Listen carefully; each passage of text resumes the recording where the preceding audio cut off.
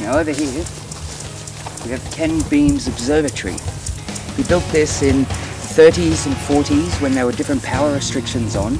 The actual electrical system that runs it is this patch bay thing that even engineers from the University of Sydney couldn't work out how he did it. Ken Beams was an original Anzac. When he came back, he started making optics, lenses and things. He pretty much supplied most of the optics for World War II, and this is where he actually did it. Got a lens grinding workshop over there in the shed. Got the main dome. He built all of this. Ken Beams built his house there, all of the buildings and outhouses, all of the workshops, and everything. We'll come this way.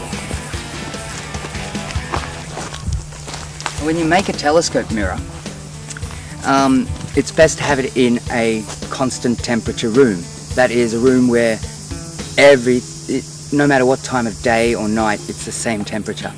The Jenolan Caves, the constant temperature there is about 14 degrees, give or take a dot point of it.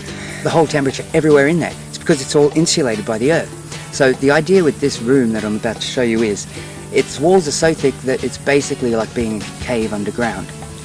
The constant temperature stops the expanding and contracting of the glass as you're trying to grind it, because it may not grow by very much, but when you're trying to make a surface that's optically perfect, you can't get the perfect parabola shape if the glass is expanding and contracting. So this is a constant temperature room I'm about to show you. It's going to be a bit dark. Hopefully a lot dark, because I think we forgot all of the torches. This room was actually lost. People just knew it was there.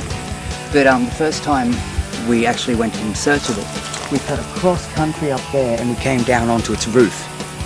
And then we found the path from the other end and cleared it out all the way through here.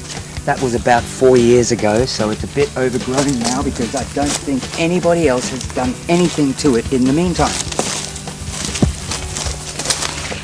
It's a bit like going to the pet cemetery. This is the room here. You can see the wall here. It's built into the rock face over there for more insulation. Okay, now you can see how thick the walls are here. The concept is, it just traps the heat in perfectly. Once you're in there, the temperature is down around 14 degrees. You used to come in here to warm up on zero temperature type nights. So this was the original machine used for grinding the mirror. It was built in the 30s, about 80 years ago. The engineering is incredible.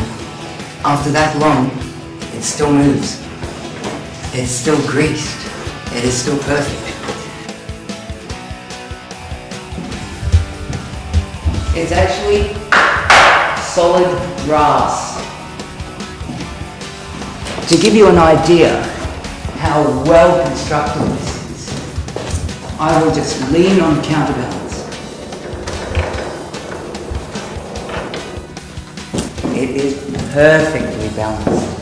And beams look incredible. So I can just push this about by hand.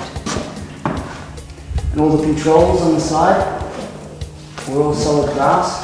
That's where he looked through into it. This is the 24-inch telescope. And this is the 20-inch, which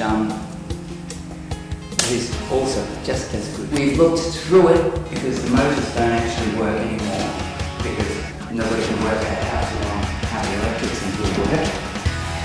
But we have actually put it onto things like Mars and the Moon by hand.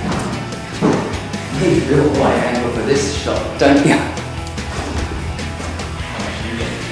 I can get the whole thing. I can't get shit. And this is the vintage electrical box that engineers at Sydney Uni cannot work out how Ken Beams did.